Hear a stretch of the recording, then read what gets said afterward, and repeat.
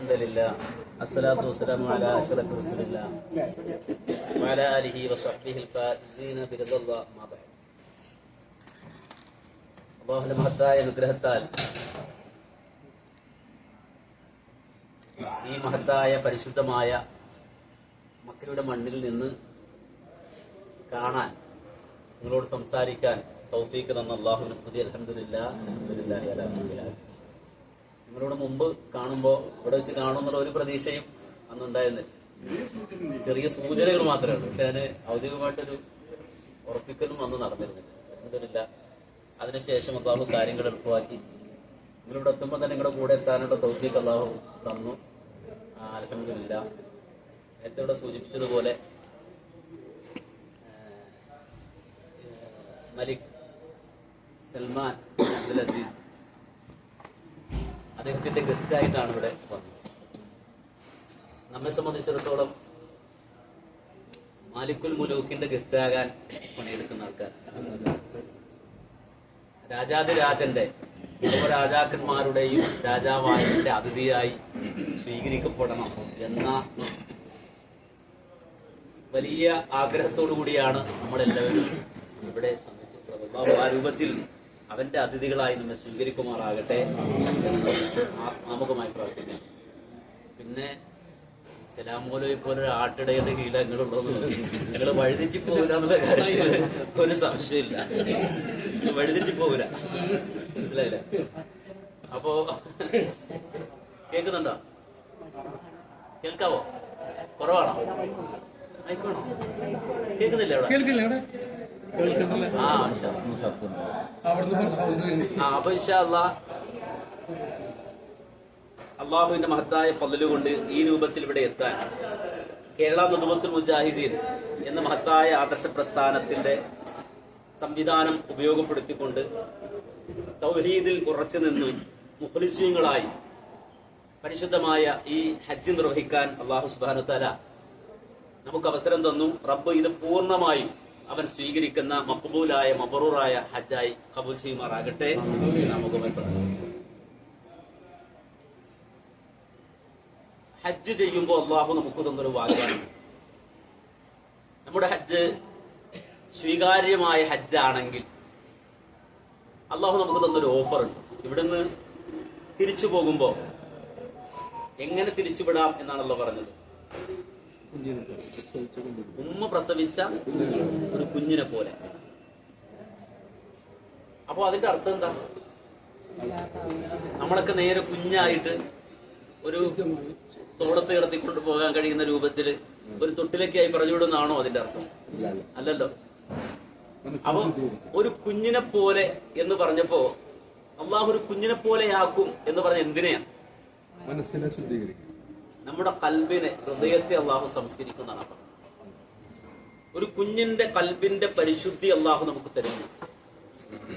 ഐഹിക ലോകത്ത് നമുക്ക് കിട്ടാവുന്ന ഏറ്റവും വലിയ വിജയവും അതാണ്. നബി സല്ലല്ലാഹു അലൈഹി വസല്ലമ പറഞ്ഞ ഒരു വാചകം, ഇന്ന ഫിൽ ജസദി മുദ്അ ഇദാ സലഹത് സലഹൽ ജസദു കുല്ലുഹു വ ഇദാ ഫസദത് ഫസദൽ ജസദു കുല്ലുഹു അലാ വഹിയൽ ഖൽബ്. തീർച്ചയായും മനുഷ്യ ശരീരത്തിൽ ഒരു മാംസകഷ്ണമുണ്ട്.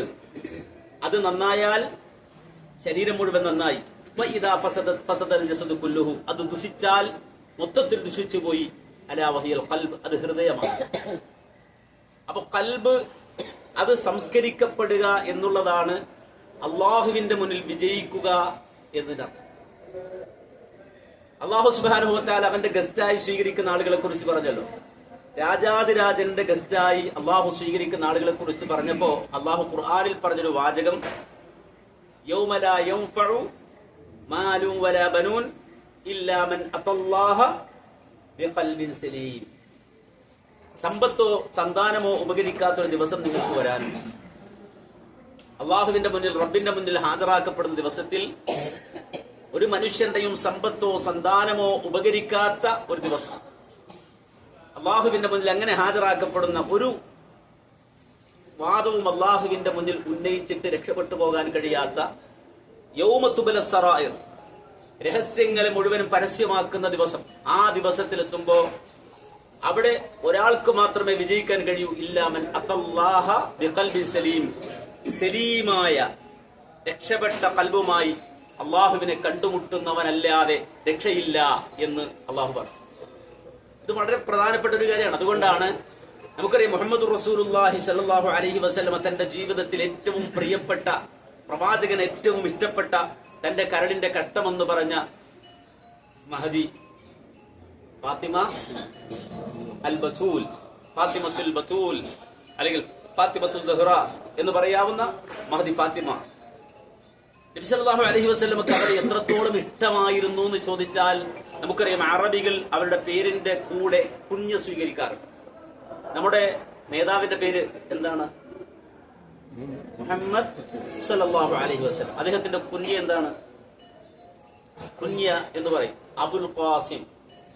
റസൂലുള്ളാഹിന്റെ കുഞ്ഞയാണ് അബുൽ ഖാസിം. Abul Qasim. മഹാനായ ഉമർ റളിയല്ലാഹുവിന്റെ കുഞ്ഞ എന്താണ്? Abu Hafs. എന്താണ്? Abu Hafs. അവർക്ക് ജനിക്കുന്ന ആദ്യത്തെ കുട്ടിയുടെ പേരിൽ ചേർത്തിട്ട് അബു എന്ന് ചേർത്തവർ പറയും. അങ്ങനെയാണ് പലപ്പോഴും അറിയപ്പെടുക. അബു അബ്ദുള്ള അല്ലെങ്കിൽ അബു അബ്ദില്ല എന്നിങ്ങനെ അവർ കുഞ്ഞ സ്വീകരിക്കും. മഹദി ഫാത്തിമ റളിയല്ലാഹു അൻഹയുടെ കുഞ്ഞ. ഫാത്തിമ റളിയല്ലാഹു അൻഹയുടെ പേര് പുറമെ കുഞ്ഞ എന്ന് പറയുന്ന ഒരു സംവിധാനം ഉണ്ട്. അത് ഉമ്മ ചേർത്താണ്. മറ്റേത് അബു ചേർത്താണെങ്കിൽ മറ്റേത് ഉമ്മ ചേർത്താണ്. ഈ ഫാത്തിമ റളിയല്ലാഹു അൻഹയ്ക്ക് വന്ന കുഞ്ഞ് എന്താണെന്നറിയോ? ഉമ്മു അബീഹ എന്ന. ഉമ്മു അബീഹ എന്ന് പറഞ്ഞാൽ അതിന്റെ അർത്ഥം എന്താ? അവരുടെ ഫാത്തിമ ബിയുടെ വാപ്പാന്റെ ഉമ്മ. അബീഹ അവരുടെ വാപ്പ എന്ന് വെച്ചാൽ ഫാത്തിമ ബിയുടെ വാപ്പ, വാപ്പാന്റെ ഉമ്മ. അത് ശരിയാവോ? വാപ്പാന്റെ ഉമ്മ എന്ന് പറഞ്ഞത് ശരിയാവോ? വാപ്പാന്റെ ഉമ്മ. വാപ്പാന്റെ ഉമ്മ എന്ന് പറഞ്ഞാൽ വാപ്പുമ്മല്ലേ? ഇത് മകളാണ്. ആര്? ഫാത്തിമ ബീവി. പക്ഷെ കുഞ്ഞെന്താണ്? ഉമ്മു അബീഹ. എങ്ങനെയാണ് ഈ കുഞ്ഞത്ത് അവർക്ക് കിട്ടിയതെന്ന് ചോദിച്ചാൽ മുഹമ്മദ് നബി സല്ലല്ലാഹു അലൈഹി വസല്ലമ ഫാത്തിമ ബീവി നടന്നു വരുമ്പോൾ പറയുമായിരുന്നു ഉമ്മു അബീഹ,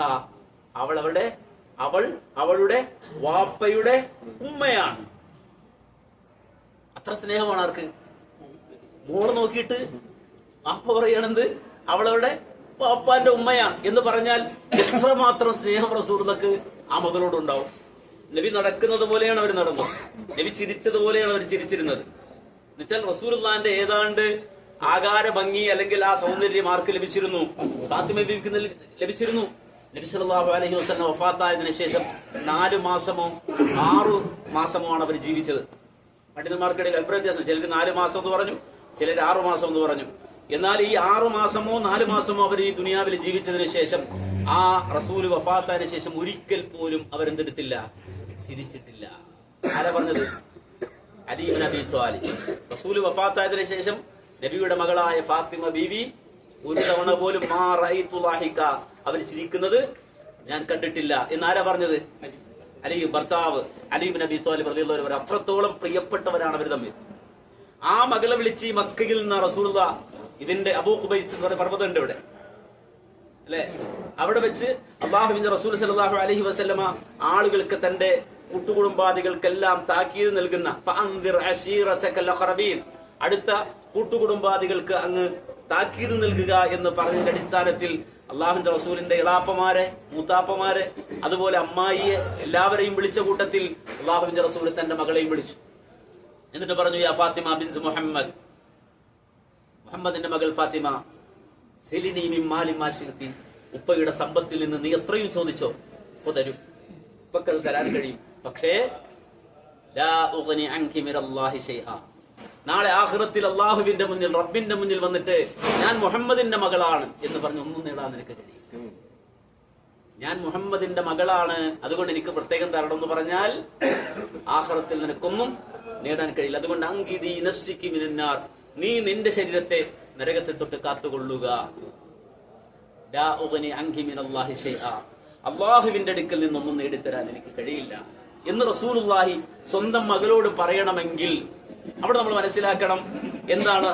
ആ മകൾ അവരുടെ ഹൃദയത്തെ ശുദ്ധമാക്കി സലീമായ ഖൽബുമായി അള്ളാഹുവിനെ കണ്ടുമുട്ടിയാലല്ലാതെ അള്ളാഹുവിനെ രക്ഷപ്പെടാൻ കഴിയില്ല. അപ്പൊ നമുക്ക് ആവശ്യമായത് അള്ളാഹു നമുക്ക് ഓഫർ ചെയ്ത സംഗതിയാണ്. ഏറ്റവും സലീമായി രക്ഷപ്പെട്ട കൽബ്, ഒരു കുഞ്ഞിന്റെ വിശുദ്ധിയുള്ള കൽബ്, അത് നേടിയെടുക്കണം. അത് നേടിയെടുക്കാൻ എന്താ വഴി? അത് നേടിയെടുക്കാൻ എന്താ വഴി? അത് നേടിയെടുക്കാൻ എന്താ വഴി? ഇബാദത്ത്. ഇബാദത്ത് എന്ന് പറഞ്ഞാല് ഒരുപാട് കൊല്ലം ഇബാദത്ത് ചെയ്ത ആളുണ്ട് പണ്ട്. എന്താണ് നമ്മുടെ കൽബ് സലീമാകാൻ ആവശ്യമായത്? അത് ചെറിയ കാര്യങ്ങളായിരിക്കാം, പക്ഷെ നമ്മൾ അത് മനസ്സിലാക്കിയത് മൊത്തത്തിൽ നമുക്ക് മാറ്റാൻ കഴിയും. എന്താണ് നമുക്ക് സലീമാകാൻ, രക്ഷപ്പെടാൻ വേണ്ടത്? എങ്ങനത്തെ കൽബാ വേണ്ടത്? ഒരു കൽബ്, ഒരു ഹൃദയം, ഫൽ ഖൽബു ബൈത്തുർ റബ്ബി ജല്ല ജലാലുഹു ബിഹുബ്ബിൻ വഇഖ്ലാസിൻ മഅൽ ഇഹ്സാനി. മഹാനായ ഇബ്നു ഖയ്യിം റഹിമഹുല്ലാഹ് അദ്ദേഹത്തിന്റെ നൂനിയിൽ പറഞ്ഞ വാചകമാണ്. ഫൽ ഖൽബ്, അപ്പോൾ ഹൃദയം. ആ ഹൃദയം രക്ഷപ്പെട്ട ഹൃദയമാകുന്നത് അത് എപ്പോഴാണ്? ബൈത്തുൽ ഖൽബ്, ബൈത്തുർ റബ്ബ്. അത് എന്താകണം? എന്താകണം? എന്റെ കൽബ് എന്താകണം? ബൈത്തുർ റബ്ബ്, റബ്ബിന്റെ വീടാകണം. എവിടെ? എവിടെ? ഇത് എന്റെ കൽബ് എന്ന് പറഞ്ഞാൽ എന്താണ്? ബൈത്തുർ റബ്ബ്, എന്റെ റബ്ബിന്റെ വീടാണ്. എവിടെ? കൽബ്. ഇവിടുന്ന് നമ്മൾ ഇറങ്ങി ഓടുകയാണ് ബാങ്ക് കൊടുക്കുമ്പോ. എങ്ങോട്ടാ ഓടുന്നത്? ഇന്ന ഔവല ബൈത്തിൻ, ഒന്നാമത്തെ അല്ലാഹുവിന്റെ ഭവനം. ആ കെട്ടിടത്തിന്റെ പ്രത്യേകത എന്താണ്? അതിനപ്പുറത്തും കെട്ടിടമുണ്ട്, ഇപ്പുറത്തും കെട്ടിടമുണ്ട്, ഇവിടെയും കെട്ടിടമുണ്ട്. ഇവിടുന്ന് 1 ലക്ഷം മേടിക്കാൻ നിൽക്കണ്ട, കിട്ടലാണ്. ഇവിടുന്ന് 1 ലക്ഷം വാങ്ങാൻ നിൽക്കുന്ന ആൾക്കാരുണ്ടോ? ഇവിടുന്ന് 1 ലക്ഷം ഓടണം, അങ്ങോട്ട് അവിടെ എത്തണം. ആ ബൈത്തുർ റബ്ബ്, എന്തുകൊണ്ടത് ബൈത്തുർ റബ്ബാണ്? എന്തുകൊണ്ടത് പ്രത്യേകതയാണ്? അത് ബൈത്തുർ റബ്ബാണ്, അള്ളാന്റെ വീടാണ്. ഒരു കേന്ദ്രം, ഒരു പുണ്യഭൂമി അല്ലെങ്കിൽ ഒരു മണ്ണ്, അത് അള്ളാഹുവിന്റേതാക്കുന്നതോടെ, വഖഫ് ചെയ്യുന്നതിലൂടെ ബൈത്തുർ റബ്ബായി, അള്ളാഹുവിന്റേതായി. മറ്റു ബിൽഡിങ്ങുകൾക്കൊന്നുമില്ലാത്ത പ്രത്യേകത അതിനുണ്ട്. ഇവിടുത്തെ മല, ജബലുൽ കഅബയിൽ നിന്ന് പറിച്ചുകൊണ്ടുപോയ അല്ലെങ്കിൽ അടർത്തിക്കൊണ്ടുപോയ കല്ല് തന്നെയാണ് എവിടെയുള്ളത്? എവിടെയുള്ളത്? ജബലുൽ കഅബ. അവിടുന്ന് എടുത്തുകൊണ്ടുപോയ കല്ലുകൊണ്ടാണ് എന്ത് പണിത്? അതിന് ബാക്കി കല്ല് എവിടെ ഉണ്ട്? ഇതിന് പണിതതിന്റെ ബാക്കി കല്ല് എവിടെ ഉണ്ട്? അവിടെ പോയിരുന്നാ മതിയോ? അവിടെ പോയിരുന്നാ മതിയോ? പോരാ, ഇത് ബൈത്തുള്ളയാണ്. അപ്പോ മറ്റു ബിൽഡിങ്ങുകളിൽ നിന്ന് ഇതിനുള്ള പ്രത്യേകത, ഇത് ബൈത്തുള്ളയായതാണ്. എങ്കിൽ മറ്റു കൽബിൽ നിന്ന് എന്റെ കൽബിലുള്ള പ്രത്യേകത ഇത് ബൈത്തുള്ളയായാൽ രക്ഷപ്പെട്ടു. എങ്ങനെ ബൈത്തുള്ളയാകൽ? നമ്മുടെ കൽബിനെ എങ്ങനെ ബൈത്തുള്ളയാക്കല്? നമുക്ക് ഏറ്റവും പ്രിയപ്പെട്ടതാരാകുക, നമുക്ക് ഏറ്റവും ഇഷ്ടമുള്ളതാവുക, നമ്മുടെ കൽബിന് ഏറ്റവും സ്നേഹമുള്ളതാരോടാവുക? അള്ളാഹുവിനോട്. ഇഖ്ലാസ് എന്ന് പറഞ്ഞാൽ നമുക്ക് ഏറ്റവും സ്നേഹമൊക്കെ ആർക്കും കൊടുക്കാൻ പറ്റും, ഇതൊക്കെ എല്ലാവർക്കും കൊടുക്കാൻ പറ്റും. പക്ഷേ ഇഖ്ലാസ് ഇത് പ്രത്യേകമാണ്, സ്പെഷ്യലാണ്, ആർക്ക് മാത്രമുള്ളതാണ്. ഇത് വേറൊരാൾക്ക് ഞാൻ കൊടുക്കൂല, ഇത് വേറൊരാൾക്ക് ഞാൻ കൊടുക്കൂല. അതാണ് ഇബാദത്ത്. സുജൂദിൽ ആൾ കിടന്നിട്ട് കാര്യമില്ല, റുക്കൂയിൽ കിടന്നിട്ട് കാര്യമില്ല, തവാഫ് ചെയ്തിട്ട് കാര്യമില്ല, മിനയിൽ പോയി താമസിച്ചിട്ട് കാര്യമില്ല, അറഫയിൽ നിന്നിട്ട് കാര്യമില്ല, മുസ്ദലിഫയിൽ ഉറങ്ങിട്ട് കാര്യമില്ല. എന്തില്ലാതെ? ഇഖ്ലാസ് ഇല്ലാതെ. അതാണല്ലോ പിശാച് പോലും പുറത്താക്കപ്പെട്ട സന്ദർഭത്തിൽ ആദം അലൈഹിസ്സലാം സർവ്വപ്രതാപത്തോട് നിൽക്കുന്ന ഘട്ടത്തിൽ അപമാനിതനായി ഇറങ്ങിപ്പോകുമ്പോ അവൻ വിരൽ ചൂണ്ടി പറഞ്ഞൊരു വാചകമുണ്ട്, ലഉളിയന്നഹും അജ്മഈൻ. ഇവന്റെ മക്കളെ മുഴുവനും ഞാൻ എന്തെടുക്കും? നീ ഇപ്പൊ മനുഷ്യന്മാരെ ഉണ്ടാക്കാൻ പോകണമെന്നല്ലോ പറഞ്ഞ്, ഇവരെ മുഴുവനും ഞാൻ പിഴപ്പിക്കും. ഇല്ല സ്വാലിഹീന്നാണ്, സ്വാലിഹീങ്ങളായ ആളുകളെ ആണോ? നിസ്കരിക്കുന്നവരെ ഞാൻ പിഴപ്പിക്കൂല എന്ന് പറഞ്ഞോ? ഹാജിയാരെ ഞാൻ പിഴപ്പിക്കൂല എന്ന് പറഞ്ഞോ? മുയിലിയാരെ ഞാൻ പിഴപ്പിക്കൂല എന്ന് പറഞ്ഞോ? മൗലവിയെ ഞാൻ പിഴപ്പിക്കൂല എന്ന് പറഞ്ഞോ? ഇല്ല, ഇബാദക മിൻഹുമുൽ മുഖ്ലസീൻ. ഇഖ്ലാസ് ഉള്ളവനെ എനിക്ക് തൊടാൻ കഴിയില്ല. ഇഖ്ലാസ് ഇല്ലാത്ത മുഴുവനെയും ഞാൻ പിഴപ്പിക്കും. അപ്പൊ പിശാച് വരെ പറഞ്ഞ ഒരു വാചകമാണ്, ഇല്ലാ ഇബാദക മിൻഹുമുൽ മുഖ്ലസീൻ. ഇഖ്ലാസ് ഇല്ലാത്ത മുഴുവൻ ആളുകളെയും ഞാൻ പഠിപ്പിക്കും. ഇഖ്ലാസ് ഇല്ലാതെ ഒരുത്തൻ രക്ഷപ്പെടില്ല. അപ്പൊ ഇഖ്ലാസ് എന്ന് പറഞ്ഞാൽ എന്താ അർത്ഥം? ഞാൻ മുമ്പ് ചോദിച്ചിട്ടുണ്ട് നിങ്ങളോട്, ഹജ്ജിന്റെ ക്ലാസ്സിൽ ചോദിച്ചിട്ടുണ്ടോ? ഇല്ലേ? നിങ്ങളോട് അറിയാൻ വേണ്ടി ചോദിക്കുന്നുണ്ടോ? ഇഖ്ലാസ് എന്ന് പറഞ്ഞാൽ എന്താ? വളരെ സിമ്പിൾ ആണ്. ഖുർആൻ ഇങ്ങനെ നോക്കി വരിക. ഖുർആനിൽ ഇഖ്ലാസ് ഉണ്ടോ? ഖുർആനിൽ ഇഖ്ലാസ് ഉണ്ടോ? അവന്റെ അവസാനം നോക്ക്, ഉണ്ടോ? ഉണ്ട്. ഏതാ സൂറത്ത്? ഏതാണത്? സൂറത്തുൽ ഇഖ്ലാസ്. സൂറത്തുൽ ഇഖ്ലാസ് ഒന്ന് ഓതി നോക്കിക്കേ. അഊദു ബില്ലാഹി മിനശ് ശൈത്വാനിർ റജീം. ബിസ്മില്ലാഹിർ റഹ്മാനിർ റഹീം. ഖുൽ ഹുവല്ലാഹു അഹദ് അല്ലാഹു സമദ് ലം യലിദ് വലം യൂലദ് വലം യകുൽ ലഹു കുഫുവൻ അഹദ്. അല്ലാഹു അല്ലാത്ത എന്തെങ്കിലും ആ സൂറത്തിൽ പറയുന്നുണ്ടോ? അള്ളാഹുവിനെ കുറിച്ചല്ലാതെ എന്തെങ്കിലും ആ സൂറത്ത് ചർച്ച ചെയ്യുന്നുണ്ടോ? ഇല്ല. വളരെ ചെറിയ സൂറത്തല്ലേ? ഖുൽ ഹുവല്ലാഹു അഹദ് ആയത്ത് 1, അല്ലാഹു സമദ് ആയത്ത് 2, അടുത്ത ലം യലിദ് ആയത്ത് 3. അങ്ങനെയാണോ? അല്ല. ലം യലിദ് വലം യൂലദ് എത്രയായി? 3. പിന്നെ വലം യകുൽ ലഹു കുഫുവൻ അഹദ് എത്ര ആയത്തുണ്ട്? 4 ആയത്ത്. പക്ഷെ ഈ 4 ആയത്ത് ഖുർആനിന്റെ 1/3. 3 തവണ സൂറത്തുൽ ഇഖ്ലാസ് ഒരാൾ പാരായണം ചെയ്താൽ ഖുർആൻ മുഴുവൻ പാരായണം ചെയ്ത പ്രതിഫലം ആർക്കുണ്ട്? 3 തവണ സൂറത്തുൽ ഇഖ്ലാസ് പാരായണം ചെയ്താൽ ഖുർആൻ മുഴുവൻ ഓതി തീർത്തതിന്റെ പ്രതിഫലമുണ്ട്. ഖുർആന്റെ 1/3 എന്ത്? സൂറത്തുൽ ഇഖ്ലാസ്. എന്തുകൊണ്ട്? അള്ളാഹു മാത്രമേ അതിലുള്ളൂ. അതാണ് പ്രത്യേകമായത്, അതാണ് പവിത്രമായത്. നമ്മുടെ കൽബ് അള്ളാഹു മാത്രമുള്ള ഒരു കൽബാണ്. അള്ളാഹുവിനെ മാത്രമുള്ള, റബ്ബിനെ മാത്രം മാറ്റിവെച്ച കൽബാണെങ്കിൽ അത് ഇഖ്ലാസുള്ള കൽബാണ്. ഈ അള്ളാഹുവിനെ മാത്രമാക്കുന്നതിന് പറയുന്ന പേരാണെന്ത്? എന്ത്? തൗഹീദ്. അള്ളാഹുവിനെ മാത്രമാക്കുന്ന പേരാണെന്ത്? തൗഹീദ്. അല്ല, ഞാൻ മുജാഹിദ് പ്രസ്ഥാനത്തിലെ സെക്രട്ടറി പ്രസിഡന്റ് എന്ന് പറഞ്ഞാൽ അതല്ല തൗഹീദ്. തൗഹീദ് എന്ന് പറഞ്ഞാൽ ആർക്ക് മാത്രം?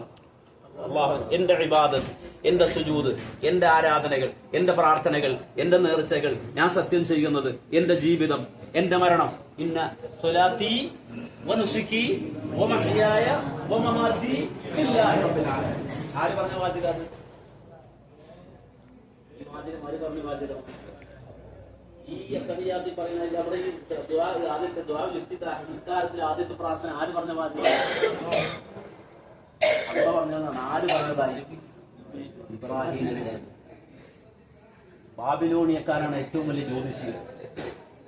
ലോകത്തുള്ള എല്ലാ ഈ ജ്യോതിഷന്മാരുടെ ഇടപാടും എല്ലാ സിഹറും എല്ലാം തുടങ്ങിയത് ആരാണ്? ബിബാബിൽ. ഖുർആൻ പറഞ്ഞില്ലേ? ബിബാബിൽ. എവിടെ തുടങ്ങിയത്? ബാബിലോണിയയിൽ. ജ്യോതിഷികളാണ് അവിടെ. എന്നുവെച്ചാൽ പോയിട്ട് ആസ്ട്രോളജിയും ആസ്ട്രോണമിയും ഒക്കെ നോക്കി ദശ അങ്ങോട്ട് ചരിഞ്ഞാൽ ശനി ദശ, പിന്നെ ശുക്രദശ എന്നൊക്കെ പറഞ്ഞ് അങ്ങോട്ടും ഇങ്ങോട്ടും ഗുളികകാലം, രാഹുകാലം, ഇതൊക്കെ നോക്കി നടന്ന ആൾക്കാരാണ് ആര്? ബാബിലോൺ. നക്ഷത്രം ആകാശത്തേക്ക് നോക്കിയിട്ട് വിവരങ്ങളെ, നക്ഷത്രങ്ങളെ കുറിച്ച് പഠിച്ച് അതിന്റെ അടിസ്ഥാനത്തിൽ ശാസ്ത്രം ഉണ്ടാക്കിയ ബാബിലോണിയക്കാർ. അവർക്കിടയിലേക്ക് കടന്നു വന്നു ആര്?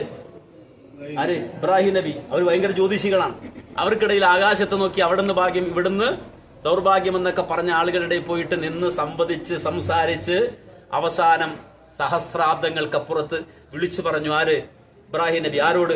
ഈ നക്ഷത്രം നോക്കുന്ന ആൾക്കാരോട്, ജ്യോതിഷികളോട് വിളിച്ചു പറഞ്ഞു, ഇന്നി വജ്ജഹ്തു വജ്ഹിയ ലില്ലദി ഫത്തറസ് സമാവാതി വൽ അർള ഹനീഫൻ മുസ്ലിമ വമാ അന മിനൽ മുശ്രിക്കീൻ. ഞാൻ ഇതിനെ പൂജിക്കുന്ന ആളല്ല. ഏതിനെ? ഇതിനെ പടച്ച ഈ സൂര്യനെയും ചന്ദ്രനെയും നക്ഷത്രങ്ങളെയും രാശികളെയും സർവ്വതിനെയും പടച്ചവനാരോ സംവിധാനിച്ചവനാരോ അവരിലേക്ക് മാത്രമേ ഞാൻ തിരിയൂ. ഞാൻ സൂര്യനെയും ചന്ദ്രനെയും എതിർക്കൂല, നക്ഷത്രങ്ങളെ ഞാൻ ആരാധിക്കുന്നവനല്ല എന്ന് പറഞ്ഞ വാചകമാണ് നമ്മളെ കൊണ്ട് ആര് പറയിക്കുന്നത്? ആര് പറഞ്ഞ വാചകം? അവരോട് ഇബ്രാഹിം നബി സംവാദം നടത്തി, ബഹളം വെച്ച്, കലഹിച്ച് അവരോട് പ്രഖ്യാപിച്ച ഇബ്രാഹിം നബിയുടെ നിലപാടാണ് നിസ്കാരത്തിൽ നമ്മൾ പറയുന്നത്. ഇന്നി വജ്ജഹ്തു. അത് മാത്രമല്ല, നമുക്കറിയാം വിശുദ്ധ ഖുർആൻ മുഴുവനും അള്ളാഹു ഒരു സൂറത്തിൽ കൊണ്ടുവന്നിട്ടുണ്ട്. ഖുർആൻ മാത്രമല്ല, ബൈബിള് എന്ന് പറഞ്ഞാൽ തൗറാത്ത്, ഇഞ്ചീൽ, സബൂർ, കഴിഞ്ഞുപോയ എല്ലാ വേദഗ്രന്ഥങ്ങളും ഇബ്രാഹിം നബിയുടെ ഏടും എല്ലാം കൂടെ അള്ളാഹു ഒരു സൂറത്തിൽ കൊണ്ടുപോകും. ഒറ്റ സൂറത്തിൽ. എവിടെയത്? ഏത് സൂറത്തിലാ? നമുക്കറിയാത്ത വലിയ കാര്യം തൗറാത്തും ഇഞ്ചീലും സബൂറൊക്കെ നമുക്കറിയോ? ഇതെല്ലാം കൂടെ ഒരു സൂറത്ത് എന്ന് പറഞ്ഞാൽ വലിയ സൂറത്ത് പോലെ. അത് നമുക്ക് തീരെ അറിയാത്ത സൂറത്തായിരിക്കും എന്ന് വിചാരിക്കണ്ട. ഖുർആനിലെ ഒന്നാമത്തെ സൂറത്ത് സൂറത്തുൽ ഫാത്തിഹ. സർവ വേദത്തിലുമുള്ള സംഗതികൾ അള്ളാഹു ആറ്റിക്കുറുക്കി പറഞ്ഞാണ് 7 ആയത്തിൽ സൂറത്തുൽ ഫാത്തിഹ. ആ സൂറത്തുൽ ഫാത്തിഹയുടെ മിഡിലായി നമ്മൾ നടത്തുന്ന ഒരു പ്രതിജ്ഞയുണ്ട്, ഇയ്യാക നഅ്ബുദു വ ഇയ്യാക നസ്തഈൻ. അല്ലാഹു, നിനക്ക് മാത്രമാണ് ഞങ്ങൾ ആരാധിക്കുന്നത്, നിന്നോട് മാത്രമാണ് ഞങ്ങൾ സഹായം തേടുന്നത്. ഇതാരുടെ വാചകമാണ്? ഇതാരുടെ വാചകമാണ്? റഹ്മാന്റെ കലിമത്താണ്. ഇതിനെ വിശദീകരിച്ചപ്പോ ഉലമാവ് പറഞ്ഞു, ഇയ്യാക നഅ്ബുദു വ ഇയ്യാക നസ്തഈൻ എന്ന് പറയുന്ന ഒരാള് അയാൾ പറയുന്ന വാക്ക് അത് പറയുമ്പോൾ അയാൾക്കൊരു മനസ്സ് വേണം. ഞാനൊരു കാര്യം പറയുമ്പോൾ ഒരു മനസ്സ് വേണ്ട. വെറുതെ ഇങ്ങനെ ഒരു പാട്ട് പഠിച്ച് കാണാതെ പഠിച്ച് പാടുന്ന പോലെയല്ലോ. ഇയ്യാക നഅ്ബുദു വ ഇയ്യാക നസ്തഈൻ എന്ന് പറയുന്ന ഒരാൾക്കുണ്ടാകേണ്ട മനസ്സ് നഖ്തദി ബിഹാദൽ മദ്ഹബ് അൽ ഖലീൽ ഇബ്രാഹിം അലൈഹിസ്സലാം. ഞാൻ ഈ വിഷയത്തിൽ സ്വീകരിക്കുന്ന ഒരു മദ്ഹബുണ്ട്. ആരുടെ മദ്ഹബാണ് ഞാൻ സ്വീകരിക്കുന്നത്? ഇബ്രാഹിം നബിയുടെ മദ്ഹബാണ്. ഷാഫി മദ്ഹബോ ഹനഫി മദ്ഹബോ ബലി മദ്ഹബോ ഒന്നുമല്ല, നേരെ മറിച്ച് ഒരു മദ്ഹബാണ്. ഏത് മദ്ഹബ്? അൽ ഖലീൽ അലൈഹിസ്സലാം, ഖലീലിന്റെ മദ്ഹബ്. ഖലീൽ ആരാ? ഇബ്രാഹിം നബി. ഇബ്രാഹിം നബി ഏത് സമയത്ത് സ്വീകരിച്ച മദ്ഹബ്? ഇബ്രാഹിം നബി ഏത് സമയത്ത് സ്വീകരിച്ച മാർഗം അതേതാണെന്ന് ചോദിച്ചാൽ അദ്ദേഹം തീക്കുണ്ടാരത്തിന്റെ മുന്നിൽ നിർത്തപ്പെട്ട സമയത്ത്. റാസി അദ്ദേഹത്തിന്റെ തഫ്സീറിൽ ഇതിന്റെ ആയത്തിന്റെ വ്യാഖ്യാനത്തിൽ ഇതാണ്. ശൈഖുൽ ഇസ്ലാം ഇബ്നു തൈമിയ്യ പോലുള്ള ആളുകളും ഒക്കെ അത് രേഖപ്പെടുത്തി വെച്ചത് കാണാൻ കഴിയും. അവിടെ വെച്ചിട്ട് വന്നിട്ട് ചോദിക്കുകയാണ് ജിബ്രീൽ, അമാ ഇലൈക അഹല്ലക ഹാജ, ഹല്ലക ഹാജ. കൊണ്ടുപോയി നിർത്തിയിരിക്കണം എവിടെ? തീക്കുണ്ടാരത്തിന്റെ മുന്നിൽ. എങ്ങനെ? വിലങ്ങിട്ടിട്ട്. ഒരാൾ പോലും സംസാരിക്കാനില്ല, ഒരാൾ പോലും ശബ്ദിക്കാനില്ല. വിലങ്ങ് വെച്ച് കൈകാലുകൾ ബന്ധിച്ച് ഇബ്രാഹിം നബിയെ തീക്കുണ്ടാരത്തിൽ കൊണ്ടുപോയി ഹരിക്കൂ. ഖുർആൻ പറഞ്ഞില്ല, ഇവനെ കരിക്കടാ എന്നവർ പറഞ്ഞു, കത്തിക്കടാ ഇവനെ. വൻസുറു ആലിഹത്തക്കും, നിങ്ങളുടെ മറ്റു ദൈവങ്ങളെയൊക്കെ നിങ്ങൾ രക്ഷിക്കണമെങ്കിൽ ഇവനെ നമുക്ക് പച്ചക്ക് കത്തിക്കണം എന്ന് ആഹ്വാനം ചെയ്ത നാട്ടുകാർ, ഉമ്മമാര്, അക്കാലത്തുള്ള എല്ലാ പങ്കന്മാരും വിറക് കൊണ്ടുവന്ന് നേർച്ചയിട്ട് മുഹമ്മദിനെ കത്തിക്കും. ഒരു കുട്ടിക്ക് വയറുവേദന വന്നാൽ പോലും ഉമ്മമാര് നേർച്ചയിലിരുന്ന. എങ്ങനെ? നമ്മുടെ നാട്ടിലെ ശകുനപ്പിഴയായ ഇബ്രാഹിമിനെ കത്തിക്കാനുള്ള തീക്കുണ്ടാരത്തിലേക്ക് എന്റെ വക 5 കെട്ട് വിറക്. ആര്? വീട്ടിലോ കുഞ്ഞിന് വയറ്റുവിനോ ഒന്ന ഉമ്മമാരൊന്ന് നേർച്ചയാക്കുമായിരുന്നു. ഇബ്രാഹിമിനെ ഞങ്ങൾ കത്തിച്ചേക്കാം, ഈ വയറുവേദനയോട്ട് മാറ്റിത്തരണം, അല്ലെങ്കിൽ ഈ രോഗം കണ്ട് മാറ്റിത്തരണം എന്ന് നേർച്ചയാക്കുമായിരുന്നു. അങ്ങനെ തീ കൂട്ടി ആളിക്കത്തുമ്പോ തീക്കുണ്ടാരം ഇങ്ങനെ കത്തിയിട്ട് അടുത്തേക്ക് അടുക്കാൻ കഴിയില്ല. എങ്ങനെ ഇബ്രാഹിമിനെ അതിന്റെ പായിക്കണം എന്നിങ്ങനെ ആലോചിക്കണം. അങ്ങനെ അവർ മിഞ്ചനീക്ക് പോലെ ഒരാളെ കെട്ടിയിട്ട് ഇത് വിടുക അങ്ങോട്ട്. അന്ന് അവർ മിഞ്ചനീക്ക് എന്ന് പിന്നീട് കണ്ടുപിടിച്ചാണ്. നമ്മുടെ അമ്പ് പോലെയുള്ള സാധനത്തിൽ കെട്ടിയിട്ട് വലിച്ചെടുക്കുക. അതിന്റെ അടുത്തേക്ക് ചെല്ലണ്ടേ? തീക്കുണ്ടാരത്തിന്റെ അടുത്തേക്ക് ചെല്ലണ്ടേ? അങ്ങനെ പദ്ധതി ആവിഷ്കരിച്ചു. ഇവരെങ്ങനെ ഇതിനകത്തേക്ക് എറിയുമെന്ന് പദ്ധതി ആവിഷ്കരിച്ചുകൊണ്ടിരിക്കുമ്പോഴാണ് ജിബ്രീൽ അലൈഹിസ്സലാം പ്രത്യക്ഷപ്പെട്ട് ചോദിക്കുന്നത്, ഹല്ലക ഹാജ, ഒരാളും നിങ്ങൾക്ക് വേണ്ടി വാദിക്കാനില്ലല്ലോ, വല്ല ഹെൽപ്പും വേണോ? പണ്ട് റസൂലുള്ളാഹിന്റെ അടുക്കലും വന്ന് ഇതുപോലെ തായിഫിൽ നിന്ന് ഇറങ്ങിയിട്ട് വരുമ്പോ ഈ 2 മലയുടെ ഇടയിൽ പിടിച്ചിട്ട് അടക്കി തരാന്ന് പറഞ്ഞു. ഇതുപോലെ ഇബ്രാഹിം വെടിക്കൽ വരികയാണ്. ഇതിന് ചോദിക്കുകയാണ്, ഹല്ലക ഹാജ, വല്ല ഹെൽപ്പും വേണോ? താങ്കൾ പറയുകയാണെങ്കിൽ ജിബ്രീലിന്റെ പ്രത്യേകത 600-ലധികം ചിറകുകളുണ്ടെന്നാണ്. നബി 2 വട്ടം കണ്ടു. ആരെ? പൂർണ്ണമായ രൂപത്തിൽ ആകാശഭൂമികൾ നിറഞ്ഞു നിന്നു എന്നാണ്. ആര്? ജിബ്രീൽ അലൈഹിസ്സലാം. വിരിഞ്ഞു നിന്നപ്പോ അതിന്റെ യഥാർത്ഥ രൂപത്തിൽ നിൽക്കുമ്പോ 600-ലധികം ചിറകുകളുണ്ടെന്നാണ്. ആർക്ക്? ജിബ്രീൽ അലൈഹിസ്സലാത്തു വസ്സലാമിന്. ആ ജിബ്രീല വന്നിട്ട് പറയുന്നത്, ഹല്ലക ഹാജ, വല്ല ആവശ്യമുണ്ട്, വേണമെങ്കിൽ ഇവിടെ ഞാൻ എടുത്തെറിഞ്ഞു തരാം, അല്ലെങ്കിൽ ഈ തീക്കുണ്ടാരം എടുത്തി തരാം, വല്ല ഹെൽപ്പും വേണോ എന്ന് ചോദിച്ചപ്പോ ജിബ്രീലിന്റെ മുഖത്തേക്ക് നോക്കി ഇബ്രാഹിം നബി പറഞ്ഞു, അമാ ഇലൈക ഫലാ, വേണ്ട, ഹസ്ബി അല്ലാഹു വ നിഅ്മൽ വകീൽ, എനിക്കാര് മതി? അല്ല മതി, എനിക്ക് അള്ളാന്റെ സഹായം മതി, അവനാണ് കാര്യങ്ങൾ ഏൽപ്പിക്കാൻ ഏറ്റവും നല്ലവൻ എന്ന് ഇബ്രാഹിം നബി ആ തീക്കുണ്ടാരത്തിന്റെ മുന്നിൽ നിന്ന് പറയുമ്പോൾ ഇബ്രാഹിം നബിയുടെ മനസ്സെന്തായിരുന്നുവോ അതേ മനസ്സായിരിക്കണം. എന്ത് പറയുമ്പോ ഇയ്യാക നഅ്ബുദു വ ഇയ്യാക നസ്തഈൻ. ഇബ്രാഹിം നബി വിട്ടുപോകുന്നുണ്ടോ? ഇബ്രാഹിം നബി വിട്ടുപോകുന്നുണ്ടോ? ഇല്ല. ആ മനസ്സ് നമ്മുടെ ഖൽബിൽ രൂപപ്പെടുത്തണം എന്നാണ്. ആ രൂപത്തിൽ ഹസ്ബി അല്ലാഹ് എന്ന് പറയണം. എനിക്ക് അല്ലാഹ് തരും. ചോദിച്ചാ മതി. അതിന്റെ തെളിവാണ് എന്ത് താമസിക്കുന്നത്. ഇവിടെ വല്ലതും ഉണ്ടോ? ഞാൻ അത് ചോദിച്ചിരുന്നു അന്ന് ഹജ്ജ്. വല്ലതും ഇവിടെ ഉണ്ടോ? വല്ലതും ഉണ്ടോ ഇവിടെ കാണാനായിട്ട്? ക്ലോക്ക് ടവറോ? ഒന്നും വലിയ കാര്യമില്ല. ഇവിടുന്ന് രാവിലേക്കൊക്കെ യാത്ര ചെയ്ത ആൾക്കാരുണ്ടാവും. അങ്ങോട്ട് യാത്ര ഇവിടെ വല്ലതും ഉണ്ടോ? ഈ ജാതി മലയാണ് ഇവിടെ ഉള്ളത് നമ്മൾ ചിന്തിക്കേണ്ടത്. പണ്ട് നമ്മൾ മരുഭൂമി എന്നൊക്കെയാ കേട്ടെ, വമ്പം മരുഭൂമി എന്നൊക്കെയാണ്. ഇവിടെ വന്ന് നോക്കുമ്പോഴാണ് മരുഭൂമി, ഇത് വലിയ മലകളാണ്. ഇതൊരു സംരക്ഷണമാണ് നാടിന്. പെട്ടെന്ന് ആരും കരമാർഗം ഒന്നും ആക്രമിക്കാൻ പറ്റില്ല ഇങ്ങോട്ട്. ഇതൊരു പ്രൊട്ടക്റ്റഡ് ഏരിയയാണ്, അമ്നായ സ്ഥലമാണ്. ഈ സ്ഥലം ഇവിടെ എന്തുണ്ടോ ഇതുകൂടി ഇബ്രാഹിം നബി ചോദിച്ചു വാങ്ങി. നിങ്ങൾ ഏത് ഈ നാട്ടിൽ എന്തുണ്ടോ നിങ്ങൾ നോക്കിക്കോ, ഖുർആനിൽ ആയത്തുണ്ടാവും. ഇബ്രാഹിം ഇവിടെ ദുആയിലുണ്ടാവും. ഇബ്രാഹിം പറഞ്ഞു, പടച്ചോനെ വജഅൽ അഫ്ഇദതൻ തഹ്വി ഇലൈഹിം, അല്ലാഹുവേ ജനമനസ്സുകളെ ഇങ്ങോട്ട് നീ ആക്കി തരണേ. ലോകത്തുള്ള സർവ്വ മനുഷ്യൻ എല്ലാവരും കൊതിക്കണം എന്തിന്? ഒരു ഉംറക്ക് വരാൻ. വീട്ടിലെ ഉമ്മയും കൊതിക്കണം, ആര്? എനിക്കൊരു ഉംറക്ക് പോകണം. വല്ലുമ്മയും പറയണത് എനിക്കൊന്ന് ഉംറക്ക് പോകണം. എല്ലാ മനസ്സുകളിലും ആളുകൾ പറയണത് എനിക്കൊന്ന് വരണം. എവിടേക്ക് വരണം? മുസ്ലിം മാത്രമല്ല, മുസ്ലിങ്ങളും എല്ലാവർക്കും മക്ക എന്ന് പറയുമ്പോ ഇവിടെ എന്തുണ്ടായിട്ടാ? ഇവിടെ ഷോപ്പിംഗ് മാളോ അതല്ലെങ്കിൽ മറ്റേതെങ്കിലും നമുക്ക് വല്ല കൗതുക ചെപ്പുകളോ അല്ലെങ്കിൽ വല്ല ഫെസ്റ്റിവലുകളോ എന്തെങ്കിലും ഉണ്ടോ? ഒന്നുമില്ല. ഈ മരമടക്കുകൾക്കിടയിലേക്ക് എന്ത് കാണാൻ വരികയാണിത്? ദുആ ചെയ്യാണ് ഇബ്രാഹിം നബി, അല്ലാഹുവേ ജനമനസ്സുകളെ നീ ഇങ്ങോട്ട് ഇണക്കി തരണം. അതാ ഓരോ മനുഷ്യനും കൊതിക്കാൻ, ആഗ്രഹിക്കാൻ, ജീവിതത്തിൽ ഒരിക്കലെങ്കിലും ആ മണ്ണിലേക്ക് പോകണമെന്ന് മനസ്സിങ്ങനെ തേടുകയാണ്. ഒരു വട്ടം വന്നു പോയും പിന്നെ അടുത്ത വട്ടം പോകാൻ ആലോചിക്കുകയാണ്. ഇത്ര വട്ടം കുറെ കഴിഞ്ഞ ആൾക്കാരുണ്ടായി കൂട്ടത്തിൽ മതിയായിട്ടുണ്ടോ? ഇവിടുന്ന് പോകുമ്പോ പിന്നെയും പറയും പടച്ചവനെ ഒന്നും കൂടി ഇങ്ങോട്ട് വരണം, ഒരിക്കൽ കൂടി വരണം. എത്ര തവണ വന്നുപോയ ആൾക്കാരുണ്ടാവും. മനസ്സ് ഇതുവരെ മക്കത്തൊന്നും അടുത്ത ആൾക്കാരുണ്ടാവൂല. പിന്നെ വരാൻ തോന്നും, തികട്ടി വരും. ഓരോ ഹജ്ജ് വരുമ്പോഴും പടച്ചവനെ തുണ പോകാൻ കഴിഞ്ഞില്ലല്ലോ, അല്ലെങ്കിൽ ഒരു ഉംറ സംഘത്തെ കാണുമ്പോഴും നമുക്ക് പടച്ചവൻ ഒന്നുകൂടെ പോകാൻ പറ്റിയിരുന്നെങ്കിൽ എന്നിങ്ങനെ ആലോചിക്കും. അതുകൊണ്ട് ഇല്ലാത്ത പൈസ ഉണ്ടാക്കി വരും നമ്മള് എങ്ങോട്ട്? മക്കത്തേക്ക്. ആ ദുആയാണ് റബ്ബി ജഅൽ ഹാദാ ബലദൻ ആമിന, അല്ലാഹു നിർഭയമായ നാടാക്കണേ. ഇത് ആരാ ദുആ ചെയ്തത്? 4000 വർഷങ്ങൾക്ക് മുമ്പ്. നാടോ? ഇവിടെ നാടുണ്ടോ? 4000 കൊല്ലം മുമ്പ് ഇവിടെ നാടുണ്ടോ? ഉണ്ടോ? ഇബ്രാഹിം നബി ദുആ ചെയ്യുമ്പോ നാടുണ്ടോ? ബലദിയ എന്ന് പറഞ്ഞ മുനിസിപ്പാലിറ്റി എന്ന് അർത്ഥം അല്ലെ?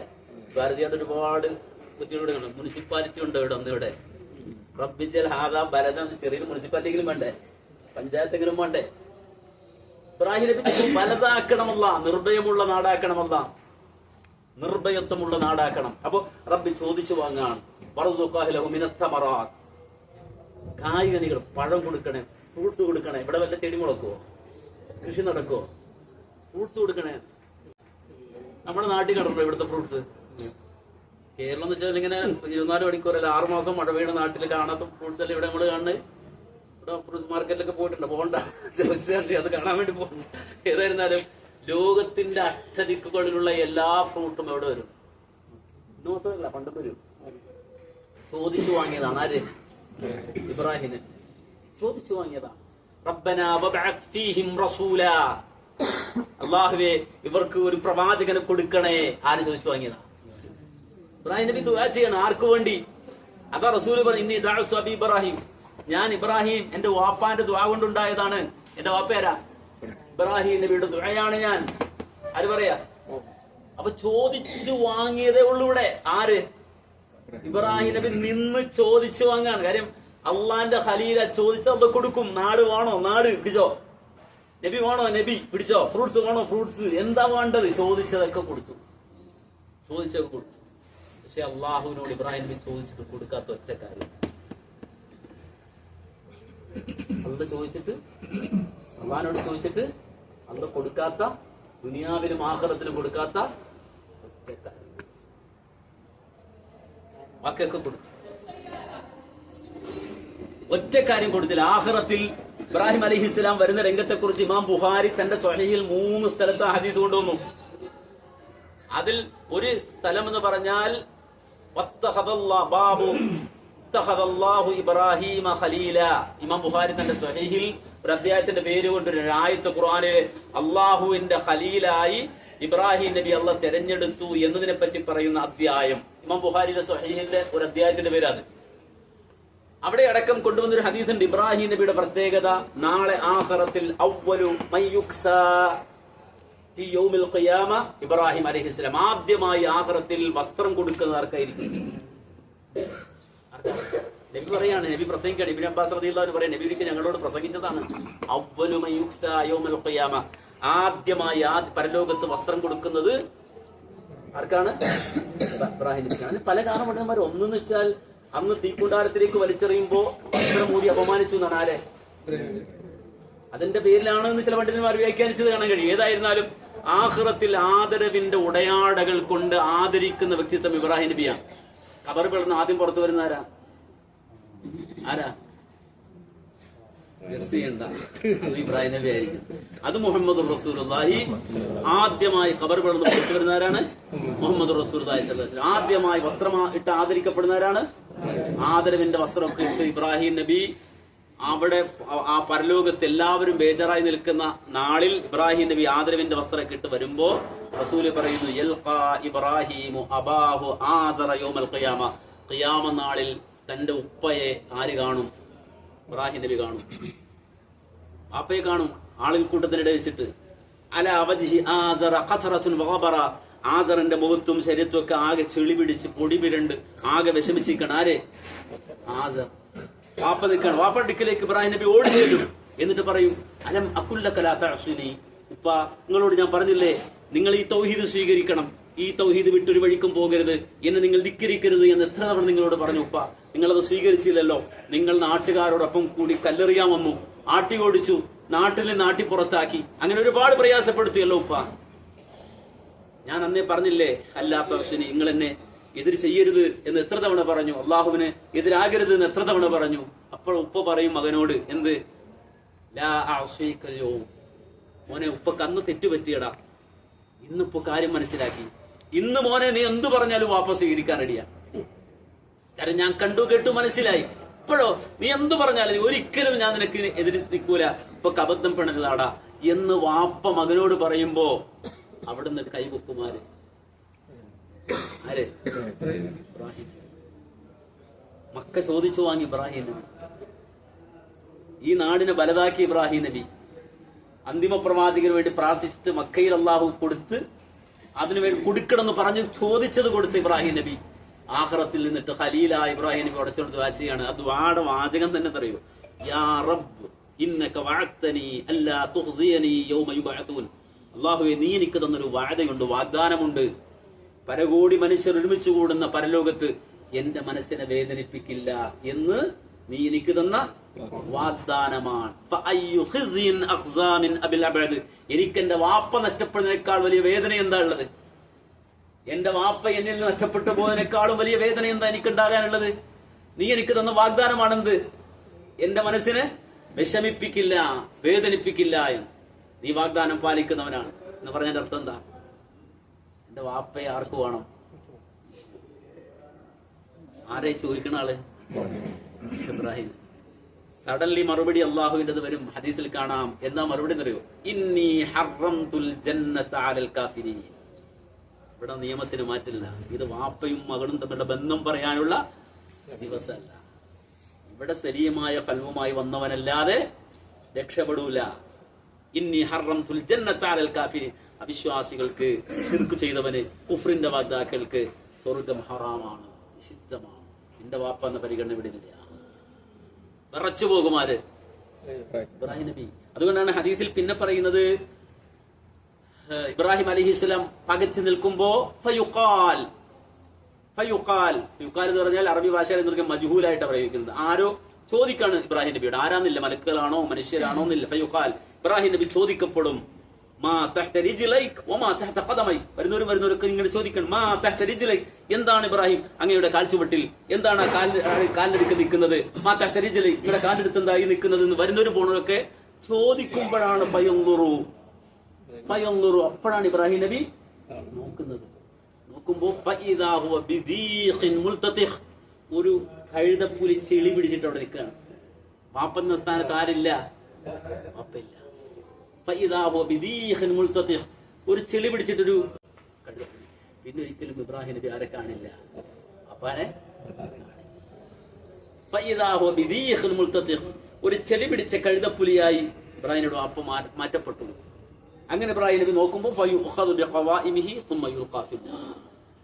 ആ കഴുതപ്പുലിയുടെ കൈകാലുകൾ പിടിച്ച് നരകത്തിലേക്ക് വലിച്ചെറിയുമെന്ന് ഹബീബുന മുഹമ്മദ് റസൂലുള്ളാഹി.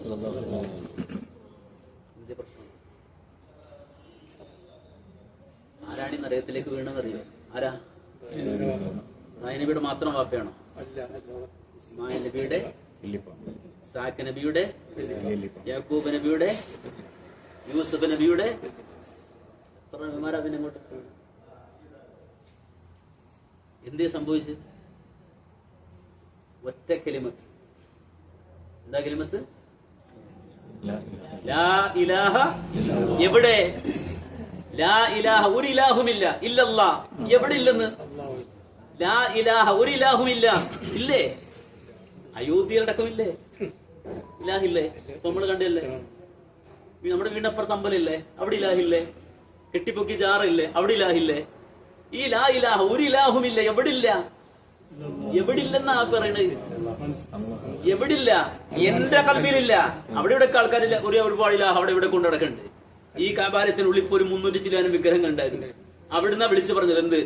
ലാ ഇലാഹ, ഒരു ഇലാഹുമില്ല എന്ന് പറഞ്ഞാൽ കാബക്കുള്ളിൽ ഇലാഹ ഇല്ലെന്നല്ല. ഇവിടെ ഇലാഹ് ഉണ്ടാവും, പക്ഷെ എവിടില്ല? എന്റെ കൽബിലില്ല. ആരല്ലാതെ? ഇല്ലല്ലാ, അല്ലാഹു അല്ല. ഇതാ ഇഖ്ലാസ്. ഈ ഇഖ്ലാസുമായിട്ടാണോ നിങ്ങൾ ആ കാബാന്റെ അടുക്കിലേക്ക് പോകുന്നത്? അത് ബൈത്തുള്ളാഹ്. നിങ്ങൾക്കവിടെ പരിഗണനയുണ്ട്. ഈ കൽബുമായിട്ടാണോ നിങ്ങൾ മുസ്ദലിഫയിലേക്കും, ഈ കൽബുമായിട്ടാണ് നിങ്ങൾ അറഫയിലേക്കും, ഈ കൽബുമായിട്ട് നിങ്ങൾ മിനയിലേക്കും പോണത്? നിങ്ങൾ അള്ളാന്റെ ഗസ്റ്റാണ്. അള്ള നിങ്ങളെ സ്വീകരിക്കും. അള്ള കഴുകി തുടച്ച് പുറത്തേക്ക് വിടും. കാര്യം അത് വൃത്തിയാക്കൽ ആരുടെ ബാധ്യതയാണ്?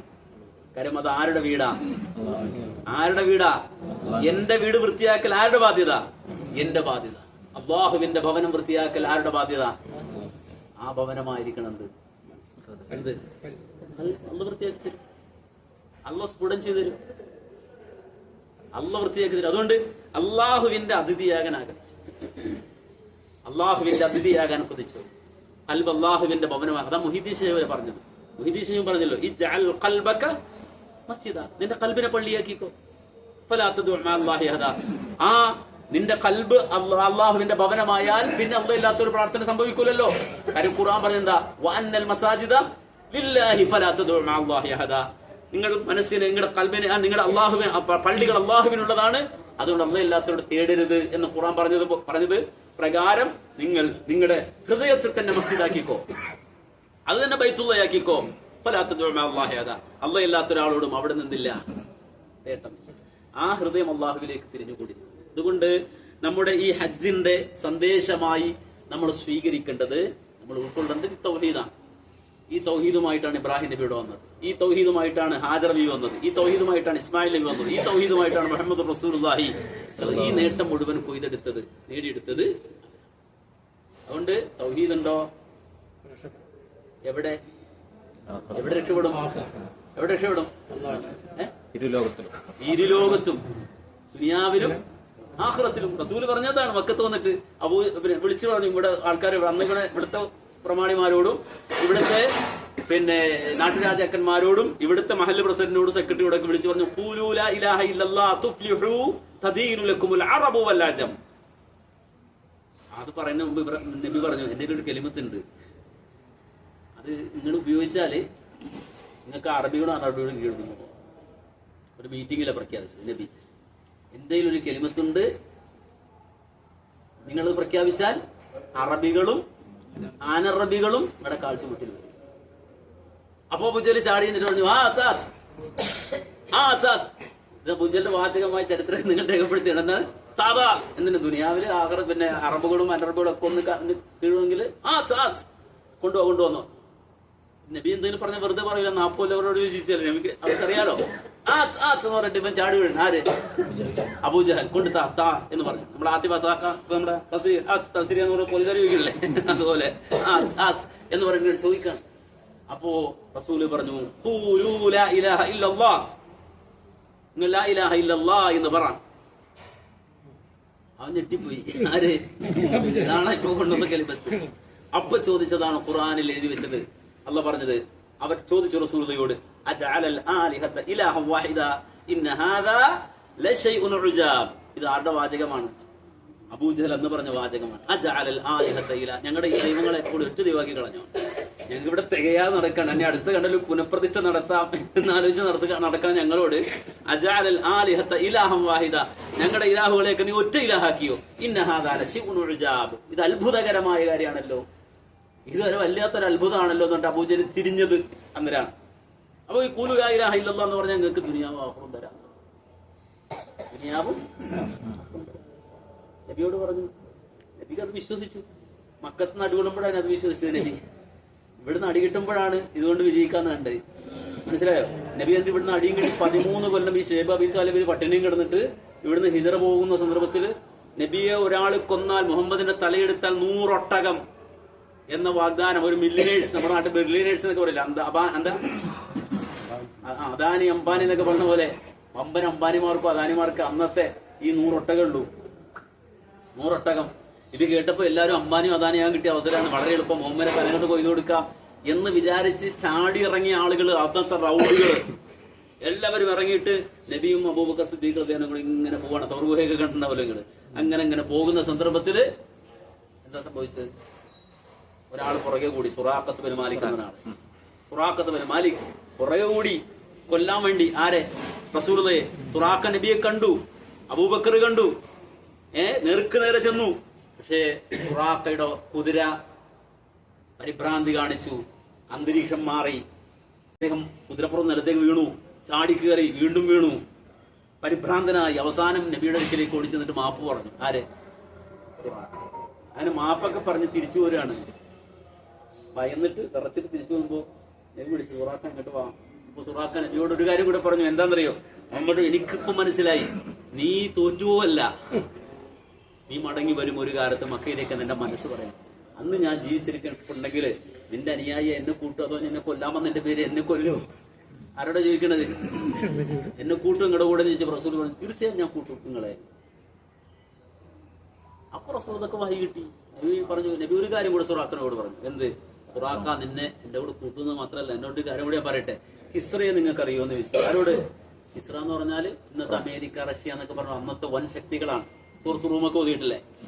സുഹൃത്ത് റൂമൊക്കെ ഓതുമല്ലേ? പേർഷ്യക്കാര്, റോമക്കാരെന്നൊക്കെ പറയണ ആ കിസ്ര, അന്ന് പേർഷ്യ ഭരിക്കുന്ന രാജാവിന്റെ പേരാണ് കിസ്ര ബിൻ ഹുർമുസ് എന്ന് പറയുന്ന ആള്. ആ കിസ്രയെ നിനക്ക് അറിയുമെന്ന് ചോദിച്ചു. ആരോടെ ചോദിക്കണേ? അങ്ങാടിയിൽ മറ്റേ ഇപ്പൊ നമ്മളിപ്പോ വരുമ്പോ റോഡുമേ കച്ചവടക്കാരെ കണ്ടിട്ടില്ലേ?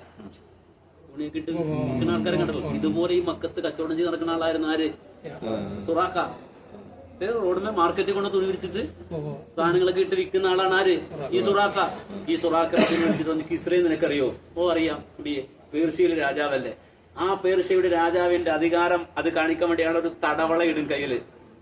അത് രാജാക്കന്മാർക്ക് മാത്രമേ ഇടാൻ പറ്റുള്ളൂ. ആ തടവള നിനക്കറിയോ? ഓ അറിയാം, അത് നിന്റെ കയ്യിലിടും സുറാഖ. ആരാ പറഞ്ഞത്? എപ്പോഴേ പറഞ്ഞു? കൊല്ലാൻ പോകുമ്പോഴല്ല. ഈ പറയണ ആടെ ആളെന്താ? നമ്മളാണെങ്കിൽ പറയും എവിടെ ഈ കെട്ടും കിടക്കായിട്ട് നാട് വിട്ടു പോവാണ്, തല പോലും ഉടലുണ്ടാവും എന്നുള്ള കാര്യം പേടിച്ചിട്ട് ഇവിടുന്ന് കെട്ടൊക്കെ എടുത്തിട്ട് കൂടെ പോക്കില് പറയണ കിസ്രയിലെ രാജാവിന്റെ തടവള ആരുടെ കയ്യില്? കയ്യില്. ഇയാൾക്ക് ചിരിക്കാനേ പറ്റുള്ളൂ. ആർക്ക്? സുറാഖക്ക്. അയാളെ പൊട്ടിച്ചിരിച്ച്, ആഹാ കിസ്രയുടെ തടവള എന്റെ കയ്യിലോ? അയാള് വണ്ടി കയറി തിരിച്ചുകൊണ്ട് പോന്നു. നബി മദീനത്ത് റസൂലുള്ളാഹി സ്വല്ലല്ലാഹു അലൈഹി വസല്ലം മദീനത്ത് പോയി. മക്കയും മദീനയും റസൂലുള്ളാഹിക്ക് കിട്ടി. മക്ക കിട്ടുന്നത് ഹിജ്റ 8-ാം വർഷത്തിലാണ് മക്ക ഫത്ഹ് നടക്കുന്നത്. നബി മക്കയിലേക്ക് തിരിച്ചു വരുന്നത് അപ്പോഴാണ്. നമ്മളൊക്കെ വളരെ കൂളായിട്ട് വിസ എടുത്ത് വന്ന് കയറി പോവാണ്. ഇവിടെ ഓടി വരിക, കയറുക, വിസ അടിക്കും. മൂപ്പറ പാസ്പോർട്ട് അങ്ങനെ അടക്കം തീർന്നോളാം. അടുത്ത റെഡിയാക്കണം, സ്റ്റാമ്പ് ചെയ്യാൻ. ഓടി വരിക, പോവാ വരിക, ഇങ്ങനെ തന്നെ. പക്ഷെ അന്ന് റസൂലൊക്കെ വെയിറ്റ് ചെയ്യേണ്ടി വന്നു. ഏതുവരെ? ഹിജ്റ 8-ാം വർഷം വരെ കാത്തിരുന്നു റസൂല് മക്കത്തേക്കൊന്ന് വരാനേ, നാട്ടിലേക്കൊന്ന് വരാൻ. അങ്ങനെ ഹിജ്റ 8-ാം വർഷത്തിൽ റസൂൽ മദീനയിലെത്തി കഴിഞ്ഞപ്പോ മക്കയുമായി മദീനയുമായി, മദീന ഇല്ലാത്ത രാജ്യം, ഒരിക്കലും പ്രതീക്ഷയില്ലാത്ത രാജ്യമായി മക്കയുമായി കഴിഞ്ഞപ്പോ റസൂലുള്ളാഹി ഇവിടെ വന്നിട്ടൊരു ദുആ നടത്തി. എന്താ ദുആ എന്നറിയോ? അല്ലാഹുവേ, നീ എനിക്ക് മക്ക തന്നു, പിന്നെ ഇപ്പോ മദീനയും തന്നു, രണ്ട് രാജ്യം തന്നു. എന്റെ സ്വഹാബത്തിന് നീ റോമും കൊടുക്കണം, കിസ്രയും കൊടുക്കണം. എവിടെ കൊടുക്കണം? അന്നത്തെ ഏറ്റവും വൻ രാജ്യങ്ങളെ രാഷ്ട്രമാണ് ഇപ്പോഴും റോമ എന്ന് പറഞ്ഞാല്. ഫലസ്തീൻ എത്ര അറിയില്ലേ? റോമിന്റെ സംസ്കൃതികളും സംസ്കാരങ്ങളൊക്കെ ഇപ്പോഴും നമ്മൾ കാണാൻ. അപ്പൊ ഈ റോമും കൊടുക്കണം, പേർഷ്യയും കൊടുക്കണം. ആർക്ക്? ബിലാലിന്, അമ്മാറിന്, യാസറിന്, അബൂബക്കർ സിദ്ദീഖിന്, ഉമർ ഫാറൂഖിന്, ഉസ്മാൻ അഫ്ഫാന്. ഇവിടെ വന്നപ്പോ ജൂതന്മാർക്ക് ഇങ്ങനെ കേൾക്കല്ലേ, മുനാഫിഖുകളും കേൾക്കല്ലേ, ഇയാൾ എന്തായി പറയണത്, എന്തായി ചോദിക്കുന്നത്? ഇപ്പൊ നിങ്ങളൊന്ന് ആലോചിച്ചോക്കിയാ, ഇപ്പൊ നൗഷാദ് മൗലവി അമേരിക്കയുടെ പ്രസിഡന്റ് ആക്കണ നമ്മളിങ്ങനെ ദുആ ചെയ്ത് കഴിഞ്ഞാൽ നിങ്ങളത് ചിരിച്ചെന്താ? ഇതാണ് അന്നത്തെ അവസ്ഥ. അന്നത്തെ അമേരിക്ക, റഷ്യ പോലെയുള്ള വൻ രാഷ്ട്രമാണ് റോമയും പേർഷ്യ. അത് ആർക്ക് കൊടുക്കണമെന്ന് ഈ പറയണത്? ബിലാലിനും അമ്മാറിനും യാസിറിനും മുആദ് ഇബ്നു ജബലിനും ഒക്കെ കൊടുക്കണം. ആരാ ദുആ ചെയ്യണത്? നബി സല്ലല്ലാഹു അലൈഹി വസല്ലം. ഇത് കേട്ടപ്പോ മുനാഫിക്കുകള്, അതുപോലെ തന്നെ അക്കാലഘട്ടത്തിൽ ഉണ്ടായിരുന്ന ജൂതന്മാരൊക്കെ ഇയാൾക്കെന്ത് തലക്ക് പിരിപോയോ അതിനൊക്കെ കൂടി കിട്ടിയപ്പോ എന്താണ്, മക്കയും മദീനത്തെ നാട്ടുരാജ്യല്ലേ, അവിടെ ഇവിടെ കിട്ടുന്ന പോലാണ് റോമയും പേർഷ്യയൊക്കെ. അള്ളാഹ് അവിടെ തന്നെ വഹി കൊടുത്തു, ഒരു ദുആ അങ്ങോട്ട് പഠിപ്പിച്ചു കൊടുത്തു. ആർക്ക്? നബിക്കും സ്വഹാബത്തിനും. ഇതങ്ങോട്ട് ഈ ദുആ അങ്ങോട്ട് നടത്തിക്കോ, റോമും തരും പേർഷ്യ. ഏതാണ് ആ ദുആ?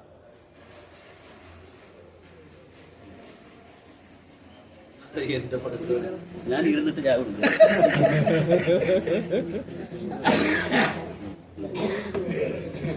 ഖുർആനിലുണ്ടാ സൂറത്തുൽ ആൽ ഇംറാനിലുണ്ടാ ഖുലില്ലാഹുമ്മ മാലിക്കൽ മുൽക്ക് തുഅ്തിൽ മുൽക മൻ തശാ വതൻസിഉൽ മുൽക മിമ്മൻ തശാ വതുഇസ്സു മൻ തശാ വതുദില്ലു മൻ തശാ ബിയദിക്കൽ ഖൈർ ഇന്നക അലാ കുല്ലി ഷൈഇൻ ഖദീർ. ഈമാനത് നമ്മുടെ മോദി പ്രസിഡന്റ് ആവോ പ്രധാനമന്ത്രി പേടിച്ചിട്ട് ആകെ ഭയപ്പെട്ടു നോക്കാണ്. നമ്മുടെ കയ്യിൽ വലിയ ആയുധം അള്ളാഹ് തന്നത്. നിങ്ങൾ ചോദിച്ചോ, അല്ലാഹുമ്മ അല്ലാഹുവേ മാലിക്കൽ മുൽക്ക്, സർവ്വരാജാക്കന്മാരുടെ മേൽ അധികാരമുള്ള, അവരുടെ മുഴുവനും മാലിക്കായ, രാജാക്കന്മാരുടെ രാജാവായ അല്ലാഹുവേ, തുഅ്തിൽ മുൽക മൻ തശാ, നീ ഉദ്ദേശിക്കുന്നവർക്ക് അധികാരം നീയാണ് കൊടുക്കുന്നത്. വതൻസിഉൽ മുൽക മിമ്മൻ തശാ, നീ ഉദ്ദേശിക്കുന്നവരിൽ നിന്ന് അധികാരം എടുത്തു കളയുന്നവനും നീ തന്നെയാണ്. വതുഇസ്സു മൻ തശാ, ആളുകളെ ഇസ്സത്തുള്ള ആളുകൾ പ്രതാപികളാക്കുന്നത് നീയാണ്. വതുദില്ലു മൻ തശാ, നീ ഉദ്ദേശിക്കുന്നവരെ നീയാണ് നിന്ദിരാക്കുന്നത്. ബിയദിക്കൽ ഖൈർ, സർവ്വ നന്മകളും നിന്റെ പക്കലാണ്. ഇന്നക അലാ കുല്ലി ഷൈഇൻ ഖദീർ, നീ എല്ലാത്തിനും. നബിയും സഹാബത്തും ദുആ ചെയ്തു, ആയത്ത് സുബൂത്താക്കി സീൽ ചെയ്ത്. കാര്യം ഇനി ലോകാവസാനം വരെ ഈ ആയത്ത് ഇവിടുന്ന് പോകരുത്, ഈ പ്രാർത്ഥന പോകരുത്. ഖുർആൻ അത് സീൽ ചെയ്ത് അവിടെ വെച്ചു വന്നു. സംരക്ഷിക്കുക, അള്ളാഹ് സംരക്ഷിക്കാന്നുള്ള ആ ഉറപ്പോടെ ആയത്ത് അള്ളാഹ് ഇറക്കി. നബിയും സഹാബത്തും അള്ളാഹിനോട് തേടി. അബൂബക്കർ സിദ്ദീഖ് എത്ര കൊല്ലം നാട് ഭരിച്ചു? 2.5 വർഷം. റോബ് കൊടുത്തു. ആർക്ക്? പേർഷ്യ കൊടുത്തു. ആർക്ക്? നിങ്ങളെന്താ മിണ്ടാത്തത്? അബൂബക്കർ സിദ്ദീഖിന്. അബൂബക്കർ സിദ്ദീഖ് അള്ളാന്റെ ഭരണകാലഘട്ടത്തിലാണ് പേർഷ്യയും റോമും എന്തെടുക്കുന്നത്, മുസ്ലിങ്ങളുടെ കയ്യിലേക്ക് വരുന്നത്. ഉമർ റളിയല്ലാഹുവിന്റെ കാലമായി കഴിഞ്ഞപ്പോ ഔദ്യോഗികമായി രേഖയിൽ വന്നു. ഫലസ്തീനടക്കം ഇപ്പൊ നമ്മള് ലെബനാൻ, ഫലസ്തീൻ, ജോർദാനൊക്കെ പറയണില്ലേ, ചരിത്രമൊക്കെ വായിക്കണില്ലേ, പശ്ചിമേഷ്യൻ ചരിത്രമൊക്കെ പറയണില്ലേ, ആ നാട് മുഴുവൻ യർമൂക്ക് വഴി പോയ അബൂബക്കർ സിദ്ദീഖ് തന്നെ പറഞ്ഞു വിട്ട സൈന്യമാണ് കടന്ന് നേരെ പോയി ലെബനാൻ വഴി കറങ്ങി പലസ്തീനിലൊക്കെ പോയി കറങ്ങി വന്ന് വിജയിച്ചത്. ആരുടെ കാലത്ത്? അബൂബക്കർ സിദ്ദീഖിന്റെ കാലത്ത്, ഉമർ റളിയല്ലാഹുവിന്റെ കാലത്ത്. എന്നുവെച്ചാൽ റസൂൽ വഫാത്തായ 2.5 കൊല്ലം കൊണ്ട് ഇതൊക്കെ കഴിഞ്ഞ്, ഇത് മുഴുവനും കഴിഞ്ഞു. ഉമർ റളിയല്ലാഹു നാട് ഭരിക്കുമ്പോ പേർഷ്യൻ രാജാവ് കിസ്റ വിട്ട് നാട് വിട്ട് ഓടിയിട്ട് അവിടുത്തെ കൊട്ടാരത്തിൽ നിന്നുള്ള അവിടുത്തെ വിലപിടിപ്പുള്ള സർവ്വസംഗതികൾ, അവിടുത്തെ കോട്ട് സൂട്ട് സർവ്വസംഗതികളും എല്ലാം അവിടുത്തെ ആളുകൾ കൊടുത്തുവിടാണ്. എങ്ങോട്ട്? മദീനയിലേക്ക്. അതിങ്ങനെ കൊണ്ടുവന്നിട്ട് രത്നങ്ങളൊക്കെ ഇങ്ങനെ കൂട്ടിയിടാണ് മദീനയിൽ. അപ്പോ മഹാനായ ഉമർ റളിയല്ലാഹു അൻഹു അലി ഇബ്നു അബീ ത്വാലിബ് പറയുന്നുണ്ട്, നമ്മുടെ കൂടെയുള്ളവർ എത്ര സത്യസന്ധരാണ്. ഇത് 2 എടുത്ത് പോക്കറ്റിട്ടാ മതി. ആർക്ക്? ഈ പടക്ക് പോയിട്ട് 2 എടുത്ത് പോക്കറ്റിട്ടാൽ അത്ര സമ്പന്നനായി മാറും. അത്ര വിലപിടിപ്പുള്ള മുത്തുകളും രക്തങ്ങളും ഒക്കെ നേരെ മദീനത്തേക്ക് കൊടുത്തുവിടാണ്. അപ്പൊ അലി ഇബ്നു അബീ ത്വാലിബ് എന്ന് പറയണ്ടേ, ഏറ്റവും നീതിമാനായ ഒരു ഭരണാധികാരി ഉള്ളപ്പോ അവരുടെ കീഴിലുള്ളവരും അങ്ങനെ ആയിരിക്കും. നല്ലൊരു ഭരണാധികാരിയുടെ കീഴിലുള്ളവരും സത്യസന്ധരായിരിക്കും.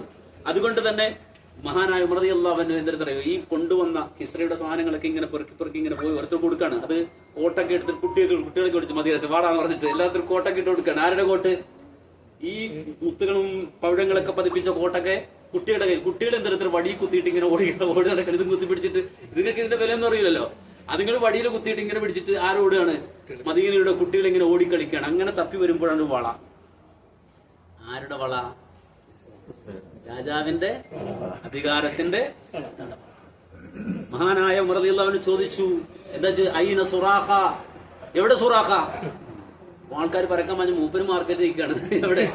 ഞാൻ ചരിത്രം അങ്ങനെ തന്നെ പറഞ്ഞത്. ഞാനിപ്പോ ഈ റോഡുമേ തൊഴിൽ വിളിച്ചിരിക്കുന്ന ആൾക്കാർ വെറുതെ പറഞ്ഞല്ല, ചരിത്രം അങ്ങനെ തന്നെയാണ്. അദ്ദേഹം മാർക്കറ്റിൽ കച്ചവടം ചെയ്തുകൊണ്ടിരിക്കുകയാണ്, എന്തോ സാധനം വിറ്റുകൊണ്ടിരിക്കുകയാണ്. അപ്പോൾ ഓടിച്ചത് ഉമർ വിളിക്കുന്നുണ്ട്. എവിടെ? അവിടെ വിളിക്കുന്നുണ്ട്. അവിടെ ഭയങ്കര ചർച്ചയൊക്കെ നടക്കുന്നുണ്ട്. നേരെ ഓടി വന്നു സുറാഖ.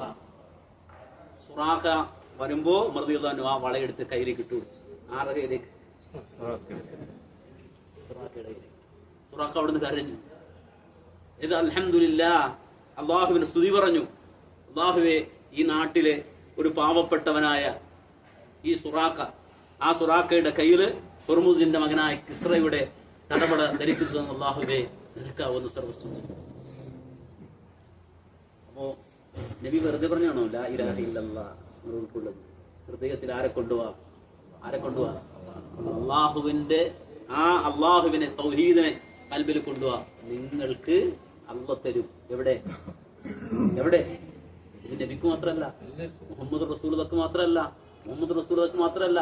നമ്മൾ ഈ സൗദി അറേബ്യയുടെ ചരിത്രം പരിശോധിച്ചാലും എവിടുന്ന് അങ്ങനെ അവർക്ക് കിട്ടി? സൗദി അറേബ്യയുടെ ചരിത്രങ്ങൾ പഠിച്ചിട്ടുണ്ടോ? ഇവിടെ നിന്ന് ഭരിക്കുന്ന ആളുകൾ എവിടെ ജീവിച്ചെന്നറിയോ? ഇതിനപ്പുറം ഒരു പ്രദേശമുണ്ട്. ഇത് ഹിജാസ് എന്ന നാടിന്റെ പേര്. ഇതിനപ്പുറം ഒരു പ്രദേശമുണ്ട്. ആ പ്രദേശത്തിന്റെ പേര് നജിദ് എന്നാണ്. നജിദിലും ജീവിച്ച മനുഷ്യന്മാരെ അവരുടെ ചരിത്രം അറിയോ? അതായത് നമ്മുടെ നാട്ടിലെ ആദിവാസികൾ എന്ന് പറയുക എന്നുവെച്ചാല് ഗ്രാമീണരായി ജീവിക്കുന്ന പുറംലോകം അറിയാത്ത ആളുകളായി നജിദിൽ കഴിഞ്ഞ ആളുകളാണ്. മനസ്സിലായോ? ആ സ്ഥലത്തിന് പ്രത്യേകിച്ച് നാട്ടുരാജ്യങ്ങൾ, ചെറിയ നമ്മുടെ നാട്ടിലിപ്പോ കൊച്ചി രാജാവ്, അതുപോലെ തന്നെ അപ്പുറത്ത് തൃപ്പൂണിത്തുറ രാജാവ്, തിരുവിതാംകൂർ രാജാവ്, സാമൂതിരി രാജാവ് എന്ന് വെച്ചാൽ എത്രയേ ഉള്ളൂ? കോഴിക്കോട് ഭരിക്കുന്ന ആളാണ്. മനസ്സിലായോ? കൊച്ചി രാജാവ് എന്ന് പറഞ്ഞാൽ തൃപ്പൂണിത്തുറക്ക് അധികാരമില്ല.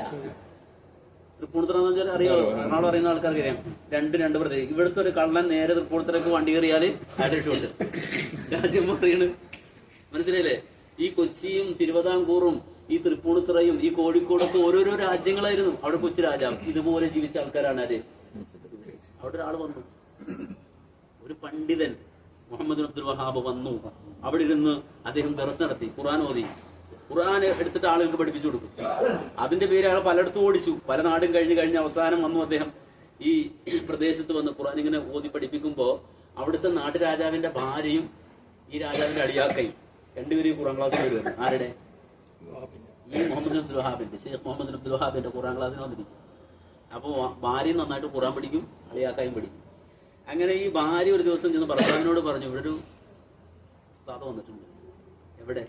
നമ്മുടെ കൊട്ടാരത്തിനെടുക്കാൻ മൂപ്പര് എല്ലാ ദിവസവും ഖുർആൻ ക്ലാസ് ഉണ്ട്, ഞങ്ങൾ പോകാറുണ്ട്. നമുക്ക് വല്ലാത്ത ഖുർആൻ പഠിക്കാനോ മനസ്സിലാക്കാനോ അവസരമാണ്. അപ്പൊ ഈ രാജാവ് പറഞ്ഞു, നിങ്ങൾ അയാളെ ഇങ്ങോട്ട് വിളിക്കാം. ഭാര്യ പറഞ്ഞു, അത് പറ്റില്ല എന്ന്. ഇങ്ങോട്ട് വിളിക്കും. നിങ്ങളാരാ? നിങ്ങൾ രാജാവ്. അതാരാ? ഇവിടെ പശുപന്തിനും മൊയ്തേര്.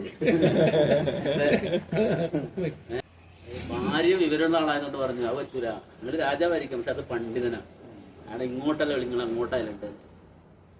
രാജാവ് ഒരു ചെന്നപ്പോ അതെ ശുദ്ധ തൗഹീദ് പറഞ്ഞു കൊടുത്തു. അന്ന് ഈ ശിർക്കും അവിടെ ഒരു പനവൊക്കെ ഉണ്ടായിരുന്നു. ഗർഭം ഇല്ലാത്ത സ്ത്രീകളെ പോയി കെട്ടിപ്പിടിക്കണം. ആരെ? ഗർഭം ധരിക്കണം, പനയെ കെട്ടിപ്പിടിക്കണമായിരുന്നു. അങ്ങനെ ഒരുപാട് അന്ധവിശ്വാസങ്ങൾ അറമാടിയ സ്ഥലമാണ്. അവിടെയാണ് ഈ പണ്ഡിതൻ ചെന്നിട്ട് രാജാവിനോട് തൗഹീദിനെ പറ്റി പറഞ്ഞു. അപ്പോ ഇതൊക്കെ കേട്ട് തൗഹീദ് കേട്ട് തരിച്ചിരിക്കണം ആര്?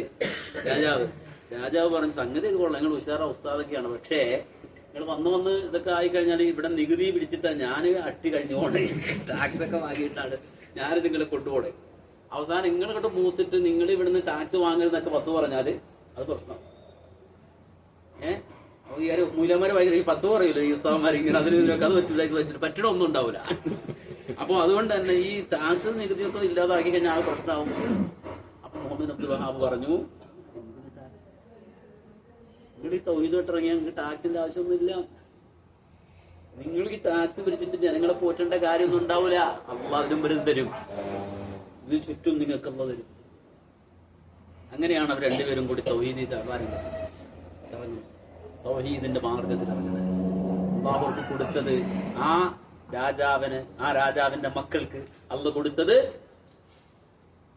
എന്താ കൊടുത്തത്? മക്കയും അത് ഉടൻ തന്നെ പേര് മാറ്റി, മലിക്കുന്നത് മാറ്റി, ഖാദിം എന്നാക്കി.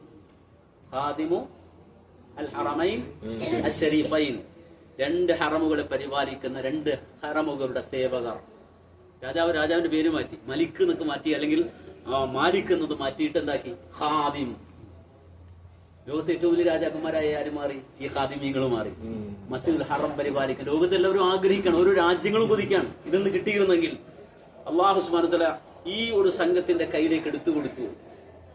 ലോകം മുഴുവൻ ഇസ്ലാം എത്തിക്കാൻ, ലോകം മുഴുവൻ ഖുർആൻ എത്തിക്കാൻ, ലോകം മുഴുവൻ ദീനിന്റെ സന്ദേശം എത്തിക്കാൻ, ഈ പരിശുദ്ധമായ മുസ്ലിങ്ങളുടെ കേന്ദ്രമായ മക്കയും മദീനയും പരിപാലിക്കാൻ എന്തായിരുന്നു അവർക്കുണ്ടായിരുന്ന ആ സമയത്ത് തുർക്കിന്റെ കീഴിലായിരുന്നു. ആ സമയത്ത് തുർക്കികളുടെ കീഴിലാണ്. അത് വേറെ ചരിത്രം. അങ്ങോട്ട് പോയി കഴിഞ്ഞാൽ പിന്നെ വലിയ ചരിത്രങ്ങളിലേക്ക് നമ്മൾ ഇൻഷാ അല്ലാഹ് പോകേണ്ടി വരും. നമ്മൾ മനസ്സിലാക്കേണ്ടത് തൗഹീദിലേക്ക് ഒരു നാട്ടുരാജാവും ഒരു ഉസ്താദും കൂടെ ഇറങ്ങിയപ്പോ അത് കൊടുത്തെന്താ മനസ്സിലാണെങ്കിൽ നിങ്ങൾ ഇതിനെപ്പറ്റി ഇംഗ്ലീഷ് പുസ്തകങ്ങൾ ഒരുപാടുണ്ട്. ഈ സൗദി അറേബ്യ രൂപപ്പെടുന്നതിന് മുമ്പുള്ള ഈ നജിദിന്റെ ചരിത്രത്തെ പറ്റി ഇംഗ്ലീഷുകാർ എഴുതിയ ഒരുപാട് പുസ്തകങ്ങളുണ്ട്. അന്ന് അവരുടെ അവസ്ഥ എന്താണെന്നുള്ള വിശദീകരിക്കുന്ന. അപ്പോ ഒന്നുമില്ലാത്ത ആളുകൾ തൗഹീദുമായി ഇറങ്ങിയപ്പോ അള്ള കൊടുത്തതാണെന്ത്?